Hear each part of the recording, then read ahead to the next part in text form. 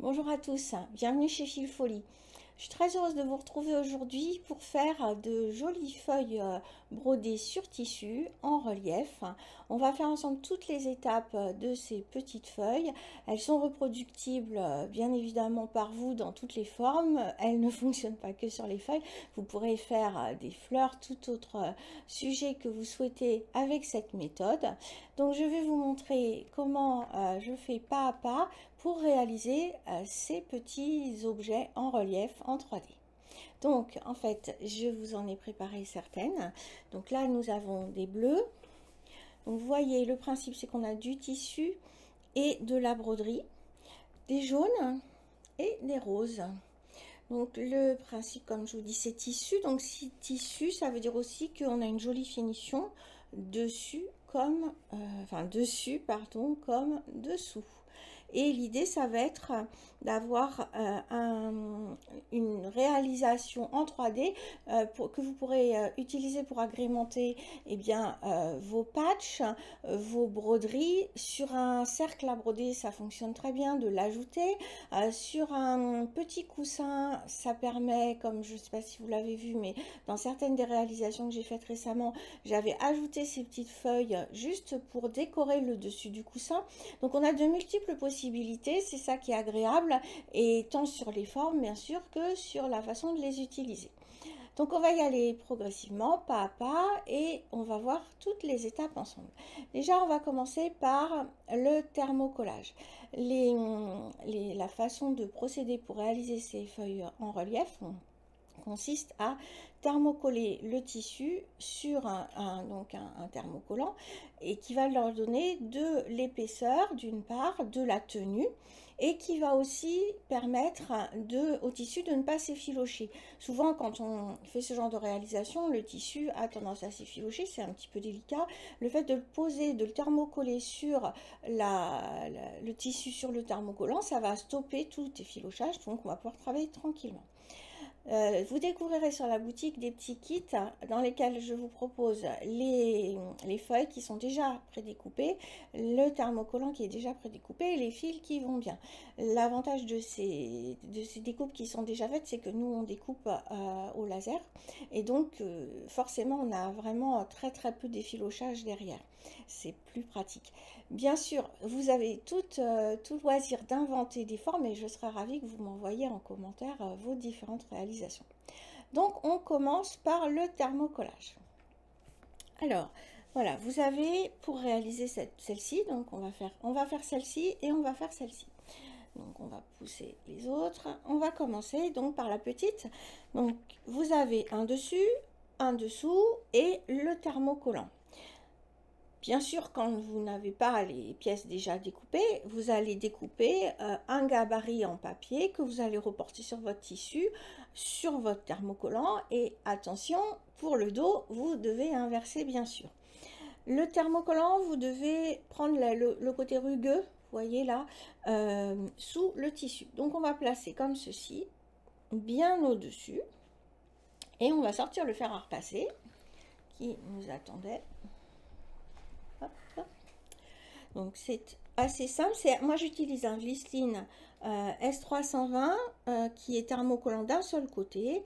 Je l'aime bien parce que il est un petit peu rigide mais pas trop. Il donne de l'épaisseur tout en n'en donnant pas trop. Il permet de se broder très facilement, donc il a une texture assez idéale pour ce qu'on veut faire. Donc là je prends, vous voyez, je mets bien dessus l'un sur l'autre, et je ne, comment dire, je ne vais pas passer le fer comme ceci. Je le pose, toc, à fer chaud, et je vais attendre environ entre 10 et 15 secondes, sans bouger. Une fois que j'ai attendu, j'enlève et j'attends un petit peu. Donc là, je vérifie que ça a fonctionné. Donc, vous voyez, c'est collé. Je suis bien, ça ne bouge plus. Je le laisse un petit peu poser. C'est le principe de ce thermocollant là. On attend un tout petit peu avant de l'utiliser, de le coudre, de le broder. et pendant ce temps-là, je peux donc arrêter mon fer. Donc le thermocollage, c'est extrêmement simple. Donc vous avez juste besoin d'être méticuleux dans la façon de superposer. Si vous décalez, évidemment, vous n'aurez plus de thermocollant sur l'intégralité de votre tissu en dessous et ça sera un petit peu dommage. Bon, c'est pas dramatique, ça marchera quand même, mais moins bien. Donc on a fini d'attendre et maintenant on va passer à la partie broderie de cette petite feuille. Donc moi je vous propose de lui faire des nervures là comme ceci, vous voyez, avec quelque chose de simple, et je vous propose un point-tige. Alors celle-ci est faite en point-tige. Là vous voyez, j'avais fait un passé plat par-dessus, juste en fait comme un point de couture. Donc j'avais vraiment donné du relief, et là encore différent, j'avais fait du point-tige, mais par contre je l'avais rebrodé et je lui avais mis des petits points de nœud au bout. Donc vous pouvez faire tout ce qui vous passe par la tête. Sur la petite fiche que je vous joins avec le kit, le petit pack avec les pièces découpées, vous avez les dessins des broderies que je vous propose ici, si vous voulez les recopier. Ça vous donne une base en fait. Donc pour broder, on peut bien sûr broder complètement à main levée, ou on peut tracer. Pour tracer, on va avoir deux solutions. Enfin, moi j'aime bien deux solutions. Soit celui qui s'efface à l'eau, soit le stylo qui s'efface à l'air. Le stylo qui s'efface à l'eau, il est intéressant parce qu'il est durable pendant tout le temps de votre broderie. En revanche, si, comme moi, vous aimez les fils teints à la main, quand vous allez mettre de l'eau, ça peut être problématique. Donc, ici, je ne vais pas utiliser celui qui s'efface à l'eau. Après, celui qui s'efface à l'eau, il suffit juste de mettre quelques petites gouttes d'eau et ça enlève le peu qui restera, parce que bien sûr, vous allez le recouvrir, hein, forcément, avec votre broderie. Donc, à l'air, vous allez voir ce que ça donne. Le seul problème du feutre qui s'efface à l'air, c'est qu'il ne va pas durer des jours et des jours, voire pas des heures non plus. Donc, il faut qu'il tienne suffisamment longtemps pour que vous le voyez encore pendant toute la broderie. Honnêtement, s'il se fasse un tout petit peu, vous le remettez, et puis ça vous permet quand même d'être sûr que derrière vous n'aurez rien qui reste, et surtout vous n'aurez pas d'eau à mettre si vous utilisez des fils teints à la main. Donc je vais tracer mon dessin pour avoir quelque chose à suivre, ce soit plus simple pour broder. Alors, donc là, ce que je vais faire, je vais lui faire une nervure, je vais suivre un peu la forme, comme ceci, et hop, je vais lui mettre des petites en bas, et voilà. Voilà. Donc ça va me donner ma base pour broder. Ensuite, j'utilise, comme je vous ai dit, j'aime beaucoup les fils teints à la main. J'adore les fils Steph Francis, pour ceux qui me suivent, parce qu'ils sont dégradés, ils sont robustes aussi, ça c'est intéressant. Ils sont intéressants parce qu'en fait ils s'en mêlent très très peu. Donc quand on fait ce genre d'opération pour broder sur des supports qui sont pas de la toile à broder à proprement parler, c'est vrai que c'est bien qu'on ait un fil solide, un fil qui se torsade pas, un fil qui s'en mêle pas. Ce sont des fils de grande qualité. En dehors de ça, le côté teint à la main nous permet d'avoir un dégradé qui est intéressant, et dans le coup on va pas avoir quelque chose uniforme. En revanche, vous pouvez rechercher l'uniforme, et auquel cas il vous faudra plutôt aller sur des fils plus classiques comme du perlé DMC. Après, vous avez une multitude de possibilités bien sûr, et qui peuvent s'accorder avec vos tissus. Là, j'utilise des tissus Alison Glass que j'affectionne particulièrement parce qu'ils sont très colorés et très vifs, et nous venons d'avoir la livraison des fils que donc Alison Glass, la designer, a créé avec Wonderfil pour faire du coordonné avec ces tissus. Donc ils vont bientôt être en boutique. L'intérêt, c'est qu'effectivement je retrouve avec vraiment un coordonné avec ces coloris de tissu. J'ai choisi de prendre par contre que ces fils là en dégradé, pas en uni, parce que sinon c'est vrai qu'on se retrouve très proche des perlés DMC qui sont courants et moins coûteux aussi. Donc on y va pour la broderie. Je vous fais un point de tige et je vous montre comment je travaille. Alors je ne vais pas mettre de nœud. Pourquoi? Parce que si je commence à faire des épaisseurs derrière, comme ensuite je vais rajouter le dos et le fixer, et je souhaite avoir le moins d'épaisseur possible. Donc, je pique dans ce sens-là pour laisser mon fil devant. Donc, ça se pique très bien, hein, la Vlisseline S320, c'est léger hein, comme entoilage. Donc, c'est intéressant. Je laisse un petit peu de fil dessus et je vais commencer mon point de tige et bloquer mon fil progressivement. Et ensuite, bien sûr, je le couperai. Ça me permet d'avoir vraiment rien du tout sur le dos. Je tiens mon fil bien sûr pour ressortir. Et donc je fais le point de tige, un petit rappel peut-être pour ceux qui ne le connaissent pas ou pas encore. Je pique, hop, plus loin, je ressors à mi-chemin, voilà. Je laisse mon fil sur la gauche dans mon cas, mais vous pouvez aussi faire à droite, peu importe, l'important c'est de les laisser toujours du même côté. Et vous voyez là, j'ai bloqué mon fil d'arrêt et je fais le point suivant et je vais continuer donc sur toute ma nervure. Alors comme vous voyez, le marquage est déjà un peu moins, un petit peu moins, visible, foncé qu'au début. Donc ça peut aller vite, ça dépend de la température, ça dépend extérieur bien sûr, ça dépend du tissu, ça dépend de comment vous avez appuyé. Donc voilà, là je le vois encore sans souci, mais si quand je le verrai plus, bah, je remettrai un petit coup de crayon parce que comme je vous ai dit, là je suis sur du fil teint à la main, donc si je commence à mettre de l'eau, j'ai bien peur que j'ai que ça se déteigne sur mon tissu et ce serait dommage. Donc je suis progressivement mon dessin pour faire mes nervures, vous voyez, avec ce point de tige qui est simple comme tout. Quand j'arrive au bas de mon trait, je pique au pied et pour repartir sur une des nervures du côté, je vais retourner ma feuille, passer dans le point précédent pour le bloquer et pouvoir repartir dans l'autre sens. Donc, je tourne et je vais faire cette première nervure du bas.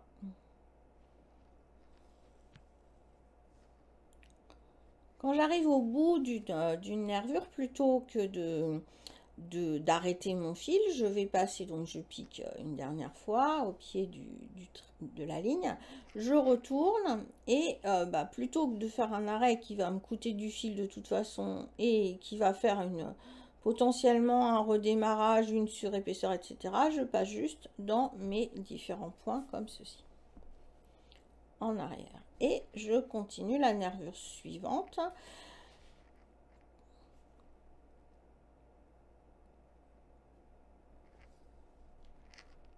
Alors, vous voyez, quand je vous disais, il s'en mêle très peu. Là, c'était vraiment très léger et on le démêle ultra facilement en faisant juste comme ça. Alors, ça, c'est un petit truc, hein. Clac, vous avez entendu le petit bruit et il est démêlé. Voilà, c'est une petite astuce. Avec le perlé, ça peut arriver, mais c'est simple à régler. Je continue ma nervure du bas à côté. Comme vous voyez, ça commence à s'effacer un petit peu. Il fait chaud dans la pièce avec les lumières, mais les projecteurs, mais parfois ça s'efface moins vite quand même, ça dépend des supports. Bon, l'avantage c'est qu'on ne verra plus rien à la fin. Pour passer à la nervure suivante, plus haute, je vais repasser mon fil à l'envers dans la nervure centrale, comme je suis en train de faire, pour arriver au bon endroit. Surtout ne pas faire de saut comme ça, ça va, comment dire, donner une épaisseur qui n'est pas nécessaire et ça va alourdir votre feuille pour rien et surtout pas de manière uniforme, c'est ça qui est embêtant. Et je repars sur la nervure du milieu. Comme on va ensuite faire un passé plat tout le tour pour fixer, il ne faut pas que vous alliez trop près du bord parce que sinon vous n'aurez plus la place de faire votre placé plat. Donc je vous conseille de rester à peu près à cette distance sans aller plus près du bord, vous voyez. Je vous parle juste un tout petit peu de la tenue de la pièce. On est sur quelque chose de très petit, donc vous pouvez vous trouver pas forcément à votre aise. En fait, ça se tient bien en main, il faut juste faire la pince, comme ceci, et bien maintenir son ouvrage comme ça. Euh, c'est pas si délicat que ça peut faire peur, mais ça se passe bien quand même. Voilà, j'arrive à la fin de mes nervures, donc je vais arrêter mon fil sur l'arrière en le repassant dans les différents points, y compris dans la nervure centrale pour qu'il soit bien bloqué. Alors veillez à ne pas traverser bien sûr et essayez de ne pas piquer entre les deux, même si c'est tentant, parce qu'après vous allez quand même avoir une surépaisseur qui va pas être idéale à gérer. Voilà, je repasse et je vais pouvoir arrêter mon fil. Voilà. Donc je coupe et je vais couper celui du départ qui est bien coincé, comme vous voyez, dans tout. Alors, je coupe celui-ci. Et je coupe là. Hop, et on ne voit plus rien du tout. Voilà, donc on a fait cette première partie de broderie, on a thermocollé, on a brodé. Maintenant, on va assembler avec le dos et on va broder un passé plat tout autour pour fixer les deux côtés ensemble, dos et devant, et pour donner de la dimension, si vous voulez. Tout à coup, la feuille va prendre un petit peu vie avec le fait qu'il y ait le thermocollant qui la rigidifie. Le fait qu'on fasse du passé plat tout autour, ça va aussi la rigidifier, ce qui fait qu'on va pouvoir un peu lui donner du volume quand on aura terminé. Donc je vous montre cette étape suivante et ensuite on passera à l'autre feuille pour voir des petits points de détail qui sont liés au point en lui-même qui est utilisé sur l'autre feuille. Donc maintenant, ce qui nous reste à faire, c'est donc à mettre le dos. Alors ce qu'on va faire, c'est que on va prendre une épingle, on va bien mettre... On va bien les superposer surtout et on va les fixer avec une épingle pour que ça ne bouge pas pendant notre broderie au passé plat. Alors, une ou deux selon comment vous vous sentez à l'aise. Alors, on peut en mettre une deuxième, ça sera pas plus mal. Pas des trop grandes parce que si on en prend une trop grande, elle va nous gêner. Et attention aussi à ne pas déformer trop votre feuille parce que sinon, vous voyez là, en fait, je ne l'ai pas tout à fait bien placée, ce qui fait qu'elle n'est pas exactement superposée. Donc je vais faire un petit peu autrement, je vais la superposer comme ceci. Puis en fait, je crois que je vais mettre mon épingle dans l'autre sens. Peut-être même par l'autre côté, voilà. Hop. Voilà, là, elle est exactement comme je veux. Donc, je vais pouvoir broder mon passé plat. Alors, le passé plat, il se trouve que là, quand j'ai fait la broderie, j'ai utilisé un perlé mais fin pour faire quelque chose de délicat. Rien ne vous empêche de mettre plus gros, bien sûr. Pour le passé plat sur le bord, on pourra utiliser le même fil, même si on change de couleur. Le problème, c'est que on va y passer un temps certain et on va consommer aussi beaucoup de fil. Donc moi, ce que je vous propose, c'est de prendre un perlé plus épais. Ici, je prends un équivalent 8, un perlé 8, qui va nous permettre d'aller quand même plus vite sur l'opération du passé plat tout le tour et d'avoir quelque chose d'un petit peu épais, un petit peu dense, parce que sinon, avec du fin, on a quelque chose de très léger. Après, c'est un choix, hein, mais disons que là, je vous le propose avec du 8. Alors, je vais enfiler mon aiguille. Comme pour tout à l'heure, je ne mets pas de nœud et je démarre donc un premier passé plat. Je vais partir à la pointe parce que ça va être plus simple pour j'aurai un repère si vous voulez. Je pique dans ce sens là, donc comme tout à l'heure, pour ensuite bloquer mon fil par le dessus. Je vais donc maintenant ressortir comme ceci. Vous pouvez tracer si vous voulez, c'est pas obligé, je le fais pas là, mais vous pouvez tracer tout votre tour de passé plat pour avoir un repère. Après, je ne sais pas dans quel sens vous êtes à l'aise. Moi, je vais tourner dans ce sens-là. Et ensuite, donc là, la position qui est importante. Vous avez votre pouce comme ceci. Vous avez votre aiguille comme ceci. Et ce qu'il faut savoir, c'est que vous allez piquer le bord extérieur et ressortir de l'autre côté, et pas l'inverse. Parce que vous pourrez avoir quelque chose de bien propre en faisant comme ça, alors que si vous faites à l'inverse et que vous ressortez par le bord intérieur, vous aurez quelque chose de beaucoup moins propre et précis. J'ai essayé les deux et franchement c'est flagrant. Donc je vous livre ma petite conclusion. Voilà, donc là on est sur le début, donc vous voyez, je fais un passé plat ultra simple, je vais juste tourner tout autour au fur et à mesure en gardant ma distance avec bien sûr le bord. Hein. Ça, alors là vous voyez, ça fait un effet beaucoup plus gros que le fil que j'ai utilisé pour la broderie. Si vous voulez garder une unité, il n'y a évidemment pas de contre-indication. Vous aurez juste plus de fil à utiliser et ça sera plus long, c'est tout. En fait, c'est ce que j'ai fait sur l'autre feuille. Vous allez voir, on a quelque chose de plus fin. Sur un passé plat plus fin. Voilà. Donc, vous voyez le geste et je tourne comme ça au fur et à mesure tout du long. Mon fil de départ va se retrouver caché à l'intérieur. Et moi, je continue à faire mes passés plats à cheval sur, mes deux épaisseurs. Vous vérifiez au fur et à mesure que vous ne vous décalez pas dans vos deux épaisseurs de tissu. Et au bout d'un moment, vous allez surtout pouvoir enlever l'épingle qui va plus vous gêner qu'autre chose et parce que ça sera tenu et vous pourrez être plus libre dans vos mouvements sans l'épingle. Au début, c'est quand même plus simple. J'ai essayé sans l'épingle, ça se fait bien aussi, mais si vous voulez vraiment sécuriser, mettez l'épingle.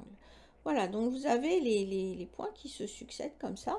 Là encore, c'est un dégradé, donc ça va être intéressant. Vous voyez, on a vraiment des couleurs différentes qui vont évoluer au fur et à mesure du point. Il y a énormément de coloris chez Steph Francis. La gamme, elle fait 52 coloris. Donc, on trouve toujours à peu près notre bonheur et on peut changer d'un ouvrage à l'autre. C'est ça qui est intéressant. Et ils sont tellement originaux dans le dégradé qu'ils proposent. Il y a des classiques, bien sûr, mais il y a quand même beaucoup d'originalité dans certains. Et ce qui fait que on peut marier des coloris et faire un vrai lien dans les couleurs de l'ouvrage. Voilà, donc là, à partir de ce moment-là, je peux enlever mon épingle et je peux continuer, bien sûr, en surveillant toujours ce que je fais. Hein, c'est-à-dire que il ne faut pas que ça se décale, donc je tiens toujours. L'important, c'est la tenue hein, dans le point. Voilà, donc là, maintenant, sans épingle, ça marche toujours aussi bien. Mais voilà. Alors là, on est sur quelque chose de gros comme fil, donc ça va relativement vite. Mais je vais vous montrer sur la feuille suivante ce que ça donne quand on est sur du plus fin.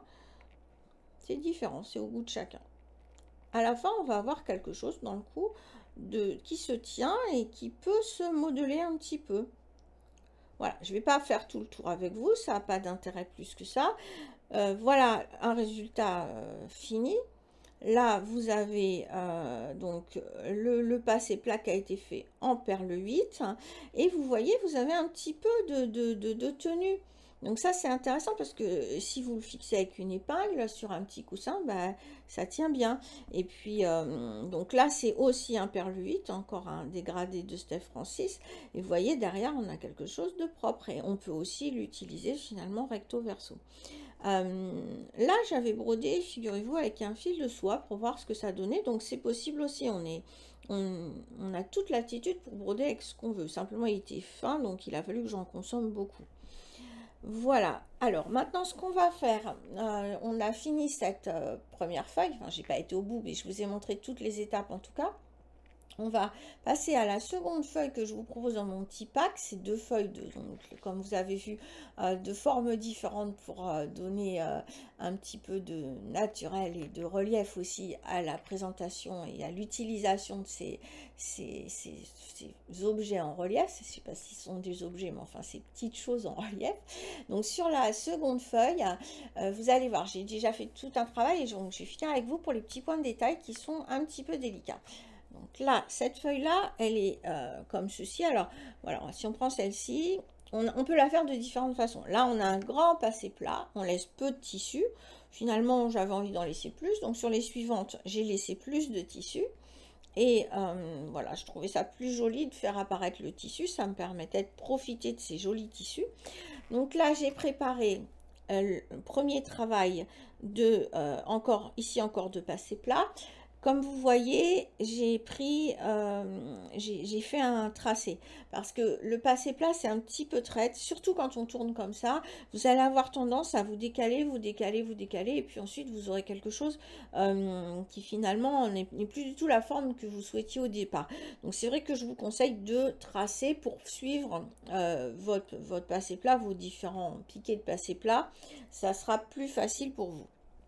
Alors, je vais vous montrer justement comment tourner, comment surtout arriver pour rejoindre le point de départ et que ça soit harmonieux. Ça, c'est le premier point qu'il faut que je vous montre. Donc, je vais reprendre la suite du fil que j'avais préparé pour vous montrer. Donc, là encore, le sens à préférer, c'est de sortir à l'extérieur pour re-rentrer à l'intérieur. Donc je pique sur les traits, on voit bien, je serre en fait, hein. C'est-à-dire que là j'ai un perlé fin, donc si je ne serre pas, je ne vais pas arriver à avoir quelque chose de dense et de continu. Et toujours je repique dans ce sens-là, c'est-à-dire que je ne vais pas ressortir à l'intérieur de mon dessin, mais je vais piquer pour être sûr que mon point de piqûre soit exactement où je veux. Et donc ça c'est important, donc je serre bien comme vous voyez là, hop, je pique sur le trait, je serre vraiment contre l'autre, et donc dans ce sens là je suis mon tracé au fur et à mesure. J'arrive maintenant quasiment à la pointe et justement il va falloir que je fasse une belle rencontre entre mes deux côtés. Donc ce que je vous propose de faire, c'est non plus de continuer à placer vos points côte à côte, mais de placer des points de repère pour arriver à faire votre rejoindre entre les deux et surtout donner la courbe. Donc on va commencer par en faire un petit peu plus loin, comme ceci, et on tourne, on commence à tourner. En fait c'est plus facile de prévoir le virage, si je puis dire, en mettant d'abord des points et ensuite en les remplissant à l'intérieur, que de faire le virage tout seul directement. Donc là je fais un petit peu plus loin, j'ai tourné encore,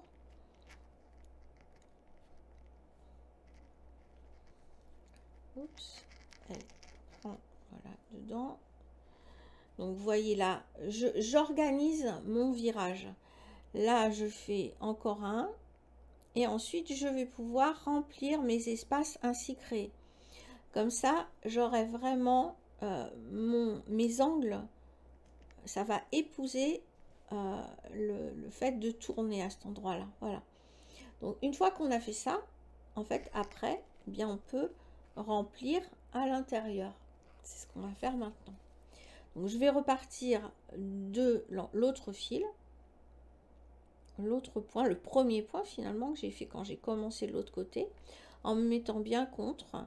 Et alors il y a moins de place, hein, quand on tourne, forcément on va piquer un petit peu tout le temps au même endroit, à cet endroit là, mais ça c'est pas grave. Voilà, donc là sans tirer trop, voilà, on est en train de combler l'espace qu'on a laissé avec nos différents points de repère en fait. Donc là je tasse bien pour que surtout ça ne se chevauche pas en fait. Voilà, je repique. Forcément pour tourner j'ai pas d'autre choix que de repiquer au même endroit. Alors là typiquement ce sont des choses qui arrivent. Je n'ai pas respecté le trait, j'ai piqué trop loin, ça va pas être joli, c'est clair, ça faut pas laisser ça comme ça. Donc je défais et je retire mon piqué. Alors c'est toujours un petit peu plus délicat quand on n'y voit plus rien comme ça. Voilà, je l'ai retrouvé, hop, Et je vais recommencer parce que c'est vrai que sinon, là, ça va se voir, hein. On aura quelque chose de pas... le bord ne sera pas propre. Donc, je repique mieux que ce que j'avais fait. Donc, je suis bien mon trait. Voilà. Là, je vais... Oups. Là, je vais être mieux qu'avant. Et surtout, à la fois, dans le prolongement des deux points que je viens de faire. Voilà. Et je travaille toujours par rapprochement, c'est-à-dire que j'en ai fait un là, je vais faire le suivant à droite, le suivant à gauche. Comme ça, je suis certaine que j'arrive à prendre mon virage correctement. Je ne sais pas si c'est une technique académique, j'en ai absolument aucune idée, mais par contre, moi je trouve que ça me simplifie la vie, vous voyez, parce que là, notre virage, il est parfait. On n'est plus embêté du tout par le fait que ça arrive pas où il faut, on n'est pas... enfin, c'est dommage d'avoir fait tout ce travail de passer plat et qu'au bout, notre pointe soit raté. Vous voyez, là, j'ai comblé la première partie.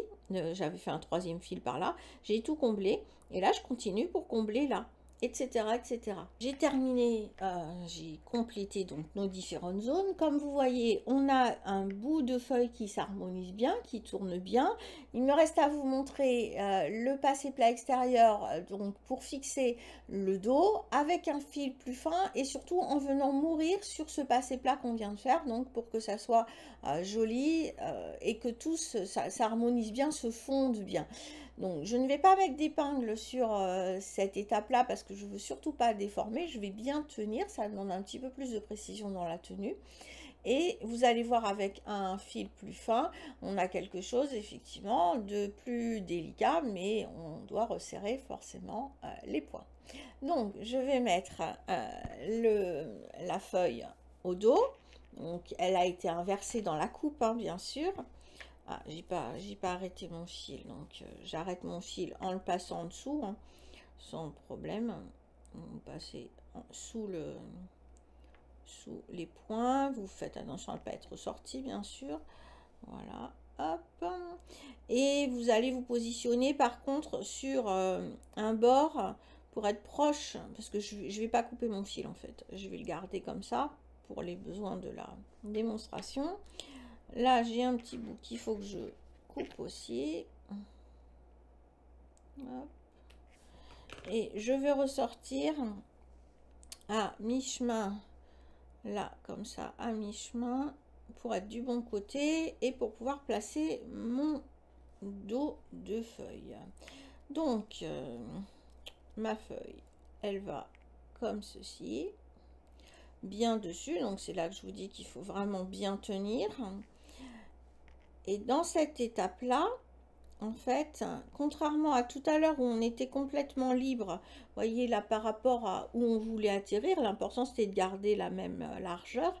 Là, on va venir mourir sur le passé plat. Donc pour mourir sur le passé plat, ce qu'il faut faire surtout, c'est bien garder ce sens dont je vous parle depuis tout à l'heure, c'est-à-dire que vous allez piquer là, vous n'allez pas ressortir comme ceci, vous pourriez faire ça. Vous voyez, vous pourriez faire ça, ressortir comme ça. Ça va être beaucoup plus délicat. Vous voyez d'ailleurs, là, je suis passée entre deux. Vous allez piquer au milieu d'un fil, donc vous n'aurez pas quelque chose de propre. Là, il faut veiller à faire dans le bon sens. Donc vous allez piquer vraiment à la lisière. Vérifiez bien que vous êtes sur bien superposé. Vous piquez à la lisière. Hop.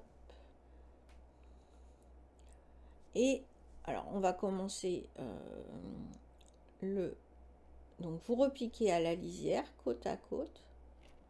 Et c'est parti. Alors, exactement comme tout à l'heure, hein, là par contre. Mais disons qu'on voit bien que là, l'exigence est différente dès lors que je dois épouser exactement la forme que j'ai déjà faite. Alors, je vous ai montré avec la même couleur, hein, mais dans les modèles que je vous propose et les fils que je vous mets dans les petits packs, il y a deux couleurs différentes pour que ça soit plus contrasté. Voilà. Voilà, vous voyez, là, on se retrouve avec quelque chose de plus fin. Alors, évidemment, pour arriver à faire mon tour, je vais y passer beaucoup plus de temps. On va en faire encore quelques-uns pour que vous vous rendiez compte. Alors, toujours en faisant attention qu'on ne se décale pas de la superposition, étant donné qu'on n'a pas mis d'épingle, c'est plus dangereux. Au fur et à mesure, vous replacez toujours bien. Voilà. Et vous allez faire le tour comme ça. Donc là, on n'aura pas de jeu de couleurs forcément, vu que j'ai fait tout avec le même fil. Ça a son charme aussi, hein, c'est ce que j'avais fait sur celle-ci. C'était joli aussi, moi j'aimais bien, ça donne un autre genre. Effectivement, dans ce que je vous donne, j'ai choisi de contraster, mais bon, on fait bien ce qu'on veut avec les petits bouts de tissu, les petits bouts de fil qu'on a. Ça permet aussi d'utiliser un tas de trucs qui nous restent, hein, c'est pas mal du tout. Voilà, donc vous avez vu la technique. Je meurs sur le passé plat que j'ai déjà fait, j'épouse bien les formes et ça se fond. Au fur et à mesure, ça se fond. C'est-à-dire que là, on voit sur celui qui est terminé, c'est complètement fondu, les bords sont complètement fondus. Là, sur celui-là, malgré la différence de couleur, on voit vraiment que ça épouse complètement et on a quelque chose d'uniforme à la fin. Voilà, on a fini toutes les étapes de ces petites feuilles. J'espère que ça vous a plu, que ça vous a donné envie. Moi, j'adore faire des petits machins comme ça. Bon, parfois, je ne sais même pas quoi en faire ensuite, mais en tout cas, je me suis bien amusée à les faire. Et puis, finalement, on se rend compte que je trouve toujours une place pour les mettre. Et en tout cas, c'est très plaisant. Donc, j'espère que ça vous amusera autant que moi de le faire. N'hésitez pas à nous poster les photos de vos réalisations, à mettre des commentaires, ce que vous voudriez voir de plus près peut-être, que je n'ai pas assez détaillé, ou des explications plus précises. En tout cas, ce sera avec plaisir que je répondrai et que je regarderai ce que vous avez fait. Je vous dis à très bientôt et bonne journée.